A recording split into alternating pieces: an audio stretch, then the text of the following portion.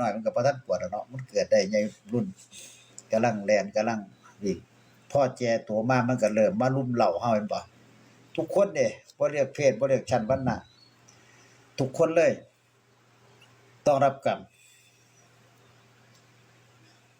เพิ่นสอนให้วางทิฏฐิแต่บางคนบ่วางทิฏฐิมานะยังถือตนถือตัวอยู่มีอคติอยากเป็นใหญ่ความกิเลสหลายอยากสิเป็นแต่ใหญ่อยากความอยากคือกิเลสอยากเป็นใหญ่เป็นโตอยากควบคุมคนจังซี่ความคิดของคนบางคนเด้มันเป็นจังซั่นเลยร่วมงานกันบ่ได้ร่วมงานกันบ่ได้